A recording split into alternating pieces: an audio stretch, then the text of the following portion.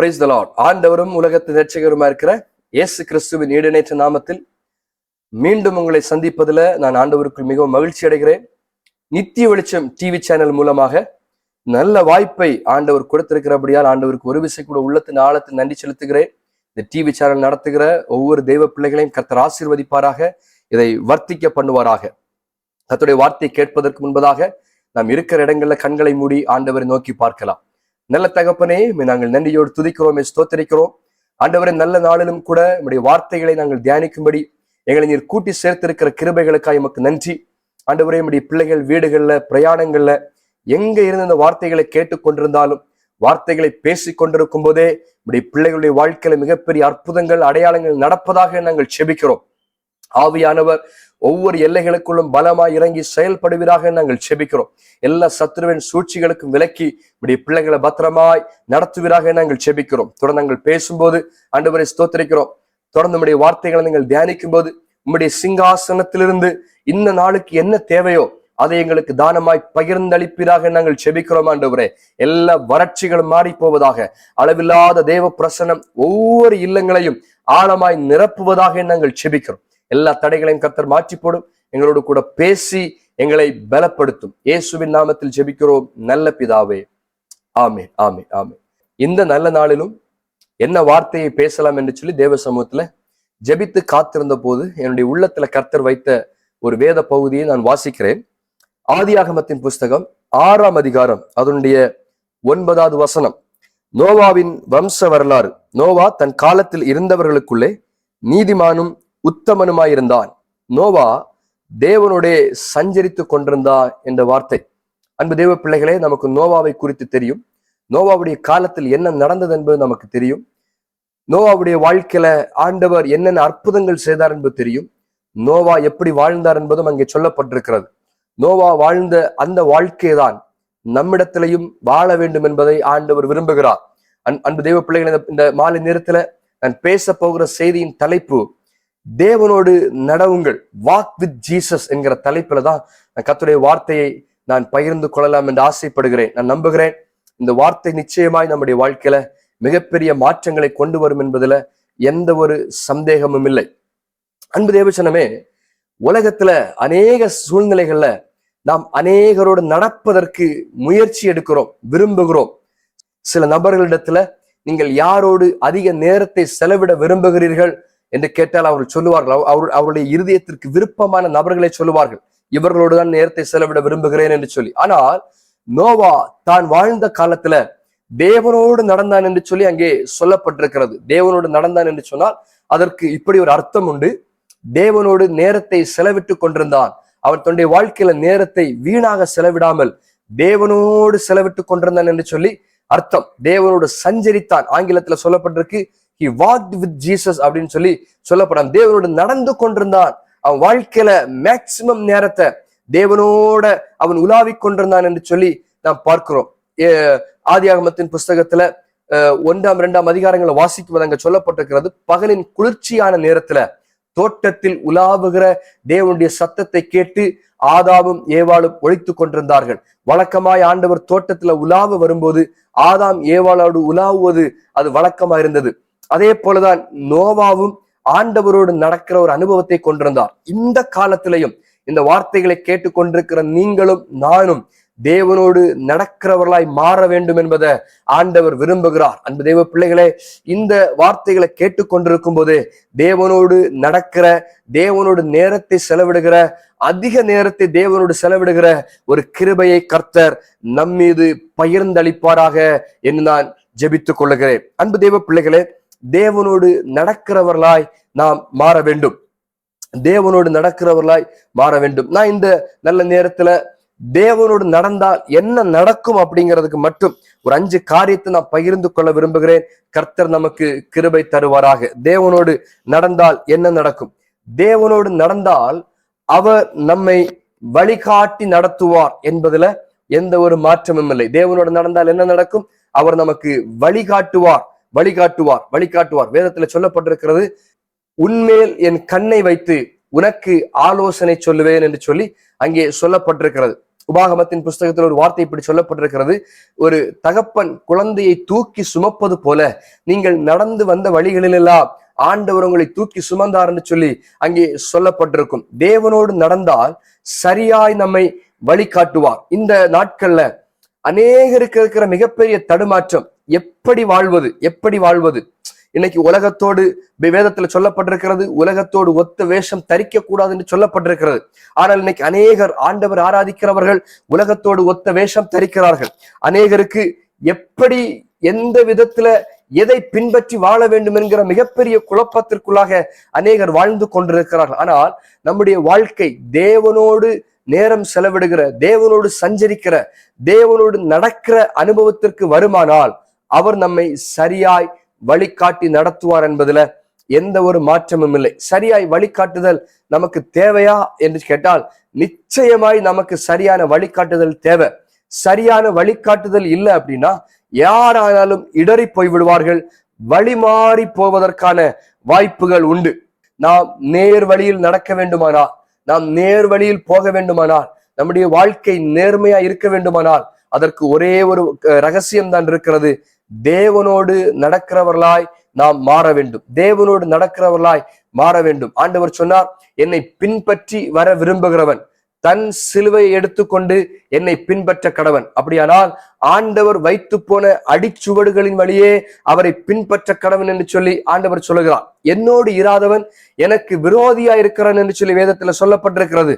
அன்பு தேவ பிள்ளைகளே, நாம் அவரை நேசிக்கிறோம், நாம் அவரை ஆராதிக்கிறோம், நாம் அவருடைய பிள்ளைகளாய் வாழுகிறோம். அப்படியானால் அவரோடு நடக்கிறவர்களாய் நாம் மாற வேண்டும். அப்படி நடந்தால் நம்மை நேர் வழியாய் கர்த்தர் நடத்துவார். எந்த தடுமாற்றமும் இல்லாமல், எந்த குழப்பமும் இல்லாமல் அவர் நம்மை நடத்துவதற்கு உண்மை உள்ளவர் என்பதை நீங்கள் ஒரு நாளும் மறந்து போய்விடக் கூடாது. நான் இப்படி சொல்றேன், அவரோடு நடந்தா அவர் கரத்தை பிடிச்சு நம்மோடு கூட அவர் நடப்பார் என்பதுல எந்த மாற்றமும் இல்லை. நம்முடைய வாழ்க்கையின் ஒவ்வொரு கட்டத்திலையும் தேவன் நம்மோடு கூட வருவாரானால், நான் இப்படி சொல்றேன், எந்த காரியத்திலையும் நாம் தோல்வியை பார்க்க போவதில்லை, எந்த சூழ்நிலைகளும் நம்மை சேதப்படுத்த போவதில்லை. ஒண்ணு தெரியுமா, இயேசு கிறிஸ்து கடல்ல நடந்து வந்து கொண்டிருந்தார். கடல்ல நடந்து வந்து கொண்டிருக்கும் போது சீஷர்கள் அதை பார்த்து பயந்தார்கள். இது ஆவேசம் என்று சொன்னார்கள், பேய் பிசாசு என்று சொன்னார்கள். உடனே அங்கே சீமோன் ஆண்டவர் சொல்ற, பயப்படாதே, நான் தான் வர்றேன் அப்படின்னு சொல்றார். உடனே சீமோன் சொல்ற, ஆண்டவரே, வருவது நீரானால் நானும் நடக்கும்படி எனக்கு கிருபை தாரும் கேட்ட உடனேயும் அவர் நடந்த அதே வழியில அதே போலவே சீமோனையும் அந்த பேதுருவையும் நடப்பதற்கு கர்த்தர் அனுமதி கொடுத்தார் நாம் பார்க்கிறோம். அப்படியானால் தேவன் நம்மை சரியாய் வழி நடத்துவதற்கு வல்லமை உள்ளவர் என்பதுல எந்த ஒரு மாற்றமும் இல்லை. தேவனோடு நடந்தால் சரியாய் வழி காட்டுவார் என்பதுல மறந்து போய்விடக் கூடாது. தேவனோடு நடக்கிற ஒரு மனிதனுடைய வாழ்க்கையில மட்டும்தான் மிகப்பெரிய நன்மைகளை பார்க்க முடியும் என்பதுல சந்தேகம் இல்லை. அன்பு தேவ பிள்ளைகளே, தேவனோடு நடந்தால் அவர் நம்மை வழி நடத்துகிறவரா இருக்கிறார். ஒண்ணு தெரியுமா, தேவன் வழி நடத்தினா எந்த சூழ்நிலைகளையும் நாம் தடுமாறாமல் வழி நடக்க முடியும் என்பதுல எந்த ஒரு மாற்றமும் இல்லை. அன்பு தேவ பிள்ளைகளே, ஆண்டவர் மட்டும் நம்மோடு கூட இல்லை அப்படின்னா இந்த உலகத்துல நம்ம ஜெயிச்சிட முடியாது.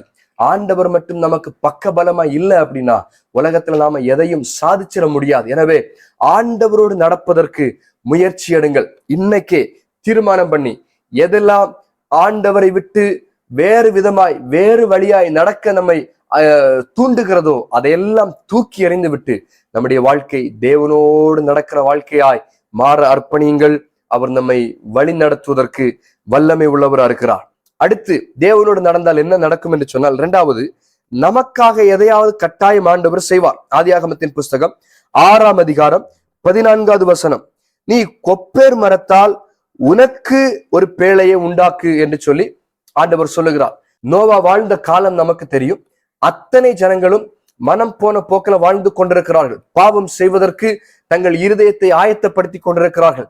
ஆண்டோடைய பார்வையில நோவாவின் காலத்துல ஜனங்கள் அத்தனை பேரும் பாவம் செய்து மடிந்து போகத்தக்க விதத்துல தேவனே அவர்களை அழிக்க கோபப்படுகிற நிலையில, மனஸ்தாபப்படுகிற நிலையில, அருவருக்கத்தக்க விதத்துல வாழ்ந்து கொண்டிருக்கிற அந்த காலத்துல தேவனோடு நோவா மட்டும் நடந்ததுன்னா அவர் சொல்றாரு, வேற யாருக்காகவும் நீ பேழை செய்யாத, உனக்காக நீ ஒரு பேழையை செய் என்று சொல்லி ஆண்டவர் சொல்லுகிறார். அந்த தேவ பிள்ளைகளே, சிலருடைய கேள்வி இப்படி இருக்கிறது, நான் இவ்வளவு நாட்களும் ஆண்டவருக்காக தானே இதெல்லாம் நான் சகிச்சுட்டு இருக்கிறேன், என் வாழ்க்கையை மேக்சிமம் அவரோடு தானே நான் செலவிட்டு இருக்கிறேன், ஆனா இன்னும் எனக்காக ஒன்னும் செய்ய மாட்டாரே, எனக்கு இன்னும் ஒரு அற்புதத்தை செய்ய மாட்டாரே அப்படிங்கிற கேள்விக்குறியோட வாழ்ந்து கொண்டிருப்பீங்கன்னா உங்களுக்கு ஒரு ரகசியத்தை சொல்றேன். இங்க நோவாவை பார்த்து ஆண்டவர் அதைத்தான் சொல்றாரு, நோவாவே நீ கொப்பேர் மரத்தால் உனக்கு ஒரு பேழையை உண்டாக்கு என்று சொல்லுகிறார். நான் தைரியமா சொல்றேன், அவரோடு நடக்கிற யாரா இருந்தாலும் அவர்களுக்காக ஏதோ ஒரு அடையாளத்தை, அற்புதத்தை கர்த்தர் செய்ய போகிறார். நோவா தேவனோடு சஞ்சரிக்கிறவரா இருந்ததுனால அவனுக்குன்னு ஒரு பேழையை உண்டு பண்ணி அவன் குடும்பத்தையும் அவர் காப்பாற்றுவதற்கு உண்மை உள்ள தேவனா இருந்தார். அன்பு தேவ பிள்ளைகளே, அவர் ரகசியத்தை சொல்லித்தாரேன், தேவனோடு மட்டும் நடக்க முயற்சி எடுங்கள், தேவனோடு மட்டும் நடக்க முயற்சி எடுங்கள், எந்த நேரத்தையும் தேவனோடு செலவிடுங்கள், அவரை சார்ந்து கொள்ளுங்கள். அவரை சார்ந்து கொண்டா நமக்காக அவர் வானங்களை திறப்பார், நமக்காக வானங்களை திறப்பார். ஒண்ணு தெரியுமா, யாக்கோபு தன்னுடைய இல்லத்தை விட்டு மாமனாருடைய இல்லத்துக்கு போக அவன் வழி பிரயாணம் பண்ணும்போது யாக்கோபுக்காகவே அவர் வானத்தை திறந்து ஒரு தரிசனத்தை காமிக்கிறார். என்ன அப்படின்னா, ஏணி வைக்கப்பட்டு தூதர்கள் ஏறுகிறவர்களாகவும் இறங்குகிறவர்களாகவும் காண்கிறார். அந்த இடத்துல சொல்றாரு, நான் உன் கூட இருந்து உனக்கு நான் நன்மைகளை செய்வேன், உன்னை ஆசீர்வதிப்பேன், உயர்த்துவேன், திருப்பி கொண்டுருவேன், நீ பயப்படாம போன்னு சொல்றார். ஏன் தெரியுமா, யாக்கோபு தன்னுடைய இல்லத்தை விட்டு வெளியே வந்த போது தகப்பனால் ஆசீர்வதிக்கப்பட்டு வெளியே வந்த போது அவன் என்னை நடத்துறதுக்கு யாருமே இல்லையே அங்கலாய்ப்போடு நிற்கும் போது ஆண்டவர் சொல்றார், நான் உன் கூட இருக்கிறேன். அன்னையிலிருந்து யாக்கோபுடைய வாழ்க்கை தேவனோடு நடக்கிற வாழ்க்கையாய் மாறினது. மிகப்பெரிய அற்புதத்தை கண்டான். யாக்கோபுக்காகவே ஆண்டவர் வானத்தை திறந்து அற்புதங்களை செய்தார் என்பதுல எந்த ஒரு மாற்றமும் இல்லை. அன்பு தேவ பிள்ளைகளே, அதனால நான் ஒரு காரியத்தை தெளிவா சொல்றேன், தேவனோடு நடக்கிறவர்களாய் நாம் மாறுவோம். கர்த்தர் நமக்கு கிருபைகளை தருவாராக. 7ஆம் அதிகாரம் 23வது வசனத்தை வாசிக்கும் போது அங்கேயும் இப்படிதான் சொல்லப்பட்டிருக்கிறது, மனுஷர் முதல் மிருகங்கள், ஊர் பிராணிகள், ஆகாயத்து பறவைகள் பரியந்தமும் பூமியின் மேல் இருந்த உயிருள்ள வஸ்துக்கள் யாவும் அழிந்து அவைகள் பூமியில் இல்லாதபடிக்கு நிக்கிரமாயின. நோவாவும் அவனோட பேழையில் இருந்த உயிர்களும் மாத்திரம் காக்கப்பட்டன. எந்த நோவாவை பார்த்து உனக்கு ஒரு பேழை உண்டு பண்ணு என்று சொன்னாரோ அதே நோவாவை மட்டும் ஆண்டவர் பாதுகாத்தார். நோவாவுடைய குடும்பத்தை மட்டும் அவர் பாதுகாத்தார் என்று சொல்லி வேதாகமத்துல நாம் வாசிக்கிறோம். அப்படியானால் யார் எப்படி இருந்தாலும் நாம் தேவனோடு நடந்தால், நாம் தேவனோடு சஞ்சரித்தால், நாம் நேரத்தை தேவனோடு செலவிட்டால், நான் இப்படி சொல்றேன், நம்முடைய வாழ்க்கையில நமக்காக வேற யாருக்காக இல்லைனாலும் அவரோடு கூட நடக்கிற நமக்காக நிச்சயம் ஏதாவது கர்த்தர் செய்ய போகிறார். இந்த வார்த்தைகளை சொல்லி கொண்டிருக்கும் போது ஒரு பயங்கரமான தேவ மகிமைய என்னுடைய சரீரத்துல நான் ஃபீல் பண்றேன். ஒரு நிமிஷம் கண்ணை மூடி ஜெபிங்க பார்க்கலாம். ஆண்டவரே, உம்மோடு நடக்கிறவர்களுக்கு ஏதாவது செய்வேன்னு நீங்க சொல்லி இருக்கிறீங்க. ஆண்டவரே, உம்மோடு நடக்கிற எங்களுடைய வாழ்க்கையில எங்களுக்காக ஒரு வாசலை நீர் திறப்பீராக, எங்களுக்காக சத்துருவின் வாசல்களை நீர் அடைப்பீராக, எங்களுக்காக வானங்களை நீர் திறப்பீராக. கர்த்தர் அப்படியே செய்ய போகிறார். நிச்சயமா தேவனோடு நடக்கிற யாரா இருந்தாலும் உங்களுக்காகவே கர்த்தர் ஏதோ ஒரு நன்மையை அவர் செய்ய போகிறார். சீஷர்கள் கேட்கிறாங்க, எல்லாவற்றையும் விட்டு வந்தோமே, எங்களுக்கு என்ன கிடைக்கும்? ஒண்ணு தெரியுமா, சீஷர்களுக்கு மிக முக்கியமான இடத்தை ஆண்டவர் கொடுத்திருக்கிறார். வேதாகமத்துல சொல்லப்பட்டு வெளிப்படுத்துற விசேஷத்துல பரலோகத்துல 24 மூப்பர்கள் சிங்காசனத்துக்கு முன்னாடி தங்கள் கிரீடங்கள் பாகைகளை கலற்றி அவருக்கு முன்பாக சாஷ்டாகமாய் விழுந்தார்களாம். சிங்காசனத்துக்கு முன்பாக வீற்றிருக்கிற 24 மூப்பர்கள்ல 12 பேர் எல்லாவற்றையும் விட்டு தேவனை பின்பற்றின அப்போஸ்தலர்கள் நாம் பார்க்கிறோம். அன்பு தெய்வ பிள்ளைகளே, அவரோடு நடக்கிற யாராயிருந்தாலும் அவர்களுக்காக ஏதோ ஒன்றை கர்த்தர் செய்ய போகிறார். உங்களுக்காக ஒரு அற்புதத்தை இந்த நாட்களை கர்த்தர் செய்வாராக. 3, அவரோடு நடந்தா என்ன நடக்கும் அப்படின்னா, அவர் நம்மை நினைத்தருளுவார். அவர் நம்மை நினைத்தருளுவார். அவர் நம்ம இப்படி சொல்றேன், அவர் நம்மை மறந்து போக மாட்டார். வேதாகமத்துல ஆதியாகமம் 8:1 வாசிக்கும் போது தேவன் நோவாவையும் அவனுடனே பேழையில் இருந்த சகல காட்டு மிருகங்களையும் சகல நாட்டு மிருகங்களையும் நினைத்தருளினார் என்று சொல்லப்பட்டிருக்கிறது. அன்பு தேவ பிள்ளைகளே, நான் ஒரு காரியத்தை தெளிவா சொல்றேன், உலகத்துல மனிதர்கள் நம்மை மறந்து போகலாம், ஆனால் தேவன் மறந்து போகிறவரே அல்ல. இந்த உலகத்துல இயேசு கிறிஸ்து வாழ்ந்த காலத்துல இயேசுவின் மார்புல சாஞ்சிருந்த ஒரு மனிதன் தான் யோவான் என்கிற அப்போஸ்தலன். இந்த யோவான் என்கிற அப்போஸ்தலன் மிகப்பெரிய உபத்திரவத்துக்குள்ளாக கடந்து செல்கிறார். யோவான் அப்போஸ்தலனை அவர் ஊழியம் செய்த காலத்துல அவரை பிடிச்சு அவரை துன்புறுத்தி அவரை பத்மு என்கிற தீவுக்கு நாடு கடத்துகிறார்கள். அந்த பத்மு தீவில் அந்த மனிதன் தனிமையா இருந்த நேரத்துல அங்க நாம் வாசிக்கிறோம், அவன் ஆவிக்குள்ளானான் என்று சொல்லி நாம் வாசிக்கிறோம். அதற்கு அர்த்தம், அவர் இயேசு கிறிஸ்து உலகத்துல வாழ்ந்திருந்த போது அவரோடு நெருங்கி நடந்த அந்த சீஷன், அவனுக்கு ஒரு துன்பம் வரும்போது அவனை கர்த்தர் மறந்து போகவில்லை. அவனை நினைத்தருளி, அவனை நினைவு கூர்ந்து, அவனை தன்னுடைய நினைவுல வச்சு அவனை ஆவிக்குள்ளாக்கி அநேக காரியங்கள் அவனுக்கு கற்றுக் கொடுத்தார்னு சொல்லி நான் வேதாகமத்துல வாசிக்கிறோம். அப்படியானால் இந்த வார்த்தைகளை கேட்டுக்கொண்டிருக்கிற தெய்வ பிள்ளைகளை ஆண்டவர் ஒரு காரியத்தை தெளிவா சொல்றார், அவரோட நடைங்க. வேற யார் இடத்துலயும் நேரத்தை செலவிடாதீங்க. வேற எங்க நேரத்தை செலவிட்டாலும் அது துன்பமும் துயரவுமாய்த்தான் போய் முடிய போகிறது. அவரோடு மட்டும் நேரத்தை செலவிட்டு பாருங்களேன். அவரோடு நேரத்தை செலவிடுகிற எந்த மனிதனும் உலகத்தில் தோற்று போனதாய் சரித்திரமில்லை. அவரோட நேரத்தை செலவிட்டா அவர் நம்மை தம்முடைய நினைவில் மறக்காமல் வைத்திருப்பார் என்பதுல எந்த சந்தேகமும் இல்லை. அன்பு தேவச்சனமே, தேவனோடு நடக்கிற எந்த மனிதனையும் அவர் வழிகாட்டுகிறவரா இருக்கிறார். தேவனோடு நடக்கிற எந்த மனிதனுக்காகவும் அவர் நன்மை செய்கிறவரா இருக்கிறார். வேதத்துல வார்த்தை இப்படி சொல்லப்பட்டிருக்கிறது, அவர் நன்மை செய்கிறவராகவே சுற்றித் திரிந்தார் என்று சொல்லி இயேசு கிறிஸ்துவை குறித்து சொல்லப்பட்டிருக்கிறது. அவரோடு கூட நடந்த, அவரை சந்தித்த, அவரிடத்தில் நேரத்தை செலவிட்ட, அவருக்கு இடம் கொடுத்த ஒருவர் கூட அற்புதத்தை காணாமல் போனதாக வேதத்துல சொல்லப்படவில்லை.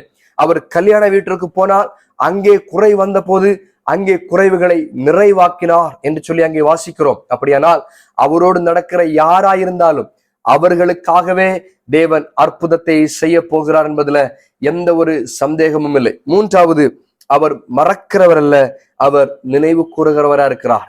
நான் சொன்னேன், யோவான் என்கிற அப்போஸ்தலனை பத்மு தீவுல நாடு கடத்தப்பட்ட போது எல்லாரும் மறந்து போனார்கள். ஆனால் தேவன் அவனை மறக்காமல், யோவானை மறக்காமல் நினைவு கூர்ந்து ஆவிக்குள்ளாக்கி ரகசியங்களை கற்றுக் கொடுத்தார் என்று சொல்லி நாம் தியானித்தோம். அன்பு தெய்வ பிள்ளைகளே, அவரோடு நடந்தா நம்மோடு உடன்படிக்கை பண்ணுகிறவரா இருக்கிறார். உடன்படிக்கை பண்ணுகிறவரா இருக்கிறார். 6ஆம் அதிகாரம் அவனுடைய 18வது வசனத்தை நீங்க வாசிக்கும் போது, ஆனாலும் உன்னுடனே என் உடன்படிக்கையை ஏற்படுத்துவேன், நீயும் உன்னோடு கூட உன் குமாரரும் உன் மனைவியும் உன் குமாரரின் மனைவிகளும் பேழைக்குள் பிரவேசியுங்கள் என்று சொல்லி அங்கே ஆண்டவர் சொல்லுகிறார். அன்பு தேவ பிள்ளைகளே, தேவனோடு நடந்தா தேவனுக்கும் நமக்கும் ஒரு உடன்படிக்கை ஏற்படுத்துகிற ஒரு நல்ல தகப்பனாய் அவர் இருக்கிறார் என்பதுல எந்த ஒரு மாற்றமும் இல்லை. உடன்படிக்கை யார் ஏற்படுத்துவார்கள்? ரொம்ப நட்புல இருக்கிறவர்கள் தான் மாறி மாறி உடன்படிக்கை செய்வார்கள். இப்படி எல்லாம் உடன்படிக்கை செய்வாங்க, என்ன வந்தாலும் நாம பிரியக்கூடாது, உனக்காக நான் இதெல்லாம் செய்வேன், மாறி மாறி வாக்கு தத்தங்களை ப்ராமிசஸ கொடுப்பாங்க, உடன்படிக்கை பண்ணுவாங்க.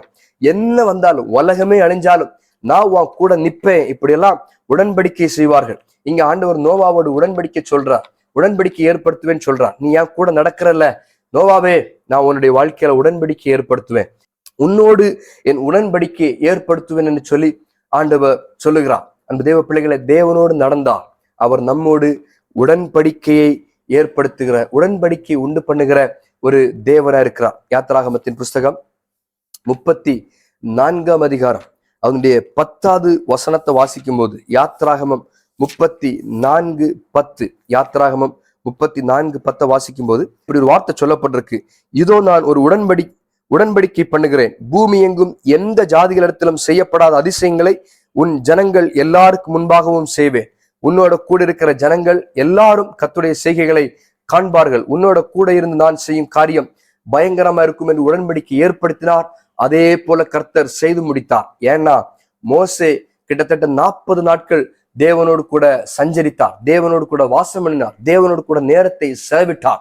அந்த மனிதனுக்கு உடன்படிக்கை ஏற்படுத்தினது போல கடைசி வரையிலையும் அவர் உண்மையாயிருந்து செயல்பட்டார். அந்த தேவ பிள்ளைகளே, நாமும் அவரோடு நடந்தால் நம்முடைய வாழ்க்கையில உடன்படிக்கை உண்டு பண்ணுகிற தகப்பனா இருக்கிறார். நம்முடைய வாழ்க்கையில உடன்படிக்கையை அவர் ஏற்படுத்துகிற தகப்பனா இருக்கிறார். தேவனோடு நடவுங்கள், உடன்படிக்கையை ஏற்படுத்துவார். 4வது, தேவனோடு நடந்தா என்ன நடக்கும் அப்படின்னா, நம்முடைய கையில பொறுப்புகளை தருவார். ஆதியாகமத்தின் புஸ்தகம் 6ஆம் அதிகாரம் அதனுடைய 19வது வசனத்தை வாசிக்கும் போது, சகலவித மாம்ச ஜீவன்களிலும் ஆணும் பெண்ணுமாக வகை ஒன்றுக்கு ஒவ்வொரு ஜோடு உன்னுடன் உயிரோடு காக்கப்படுவதாக பேழைக்குள்ளே சேர்த்துக்கொள் என்று சொல்லி அங்க ஒரு பொறுப்பை கொடுக்கிறார். நோவாவே, நான் உலகத்தை அழிக்க போறேன், நோவாவே ஜனங்கள் செய்கிற அநியாயத்தை பார்த்து, நான் திரளான பாவங்களை பார்த்து ஜனங்களை இந்த பூமியில் இல்லாதபடி நிக்கிரகம் செய்ய போகிறேன், சங்காரம் பண்ண போகிறேன். அதனால உன்னோடு கூட சகலவித நாட்டு மிருகங்கள்லையும் சகலவித மாம்ச ஜீவன்கள் ஆணும் பெண்ணுமாக வகை ஒன்றுக்கு ஒவ்வொரு ஜோடும் உன்னோடு உயிரோடு காக்கப்படும்படி பேழைக்குள்ள சேர்த்துக்கொள்ளு. எத்தனை பேர் பாவத்துல வாழ்ந்தாங்க. நோவா மட்டும் தேவனோட சஞ்சரிக்கிறான். பாவத்துல வாழ்ந்த யாருக்கும் ஆண்டவர் பொறுப்புகளை கொடுக்கல. ஒருவேளை ஏன் இன்னும் எனக்கு ஆண்டவர் சில பொறுப்புகளை தரல, ஏன் இன்னும் எனக்கு ஆண்டவர் நம்பி சில காரியங்களை என் கையில தரலன்னு கேள்விக்குறியோட இருப்பீங்கன்னா உங்க வாழ்க்கையை கொஞ்சம் செக் பண்ண வேண்டியது அவசியமா இருக்கிறது. உங்க வாழ்க்கையை கொஞ்சம் பரிசோதித்து பார்க்க வேண்டியது மிக அவசியமா இருக்கிறது. ஏனென்றால் நீதியாய் வாழ்ந்த தேவனோடு நேரத்தை செலவிட்ட நோவாவுக்கு மட்டும்தான் ஆண்டவர் பொறுப்புகளை கொடுத்தார் என்று சொல்லி நாம் வேதத்திலே பார்க்கிறோம். அன்பு தேவ பிள்ளைகளே, தேவனோடு நடந்தால் நம்மை நம்பி பொறுப்புகளை தருவார் என்பதுல எந்த ஒரு மாற்றமும் இல்லை. ஆண்டவர் ஜனங்களை நம்பி பொறுப்புகளை கொடுப்பதற்கு ரொம்ப ஆவலா இருக்கிறார். இந்த தேசத்துக்காக ஜெபிக்கும்படியான பொறுப்புகளை கொடுக்கும்படி ஆண்டவர் ஆவலா இருக்கிறார். ஆண்டவர் தூதனை பார்த்து சொல்றார், நீ மை குப்பி எடுத்துட்டு போ, தேசம் உள்ள நடந்து போ, தேசத்தின் அவல நிலையை பார்த்து பெருமூச்சு விட்டு அழுகிறவருடைய நெத்தியில நீ முத்திரையிடு அப்படின்னு சொல்லி ஆண்டவர் அனுப்புகிறார். அப்படியானால் சூழ்நிலைகளை பார்த்து தேவனோடு நெருங்கி நடக்கிறவர்களுக்கு தேசத்தின் சூழ்நிலைகளுக்காக திறப்புல நிற்கும்படி, ஜெபிக்கும்படி, தேசத்துக்காக போராடும்படி சில பொறுப்புகளை சிலர் கையில கொடுக்கிறதற்கு ஆண்டவர் வாஞ்சி உள்ளவரா இருக்கிறார். இன்னைக்கு இந்த காலத்துல ஆண்டவர் நம்பி சிலருடைய கையில கிருபை வரங்களை கொடுப்பதற்கு விருப்பம் உள்ளவரா இருக்கிறார். இன்னைக்கு அவருடைய கையில நிறைய பொறுப்புகள் இருக்கு. ஒரு எஜமான் தூர தேசத்துக்கு போகும்போது வேலைக்காரல கூப்பிட்டு ஒருத்தன் கையில 5 தாளந்தையும், ஒருத்தன் கையில 2 தாளந்தையும், ஒருத்தன் கையில 1 தாளந்தையும் கொடுத்தார். அவர் கொடுக்காம கூட போயிருக்கலாம். ஆனா என் கையில இருக்கிற தாளந்தை கொடுக்கறதுக்கு ஆட்கள் வேணும்னு ஆளை தேடி 5, 4, 1, 5, 4, 2 அப்படின்னு தாளந்துகளை கொடுத்துட்டு போகிறார். ஏன் தெரியுமா? அவன் பிரயோஜனப்படட்டும் என்பதற்காக, அவன் பொறுப்புல இருக்கட்டும் என்பதற்காக. இதே போலதான் உலகத்துல நியமிக்கப்பட்டிருக்கிற, உலகத்துல வேறு பிரிக்கப்பட்டு முன்குறிக்கப்பட்டிருக்கிற ஒவ்வொரு தெய்வ பிள்ளைகள் மேலேயும் பரலோகம் சில பொறுப்புகளை வைக்க விரும்புகிறது. இந்த வார்த்தைகளை கேட்டுக்கொண்டிருக்கும் போதே சில தெய்வ பிள்ளைகளுடைய வாழ்க்கையில பொறுப்புகளை கர்த்தர் கைமாறுகிறார். நீங்க பொறுப்புள்ள ஒரு தெய்வ பிள்ளையாய், பரலோக ராஜ்யத்திற்கு பொறுப்புள்ளவர்களாய், பரலோக ராஜ்யத்தின் பிரதிநிதிகளாய்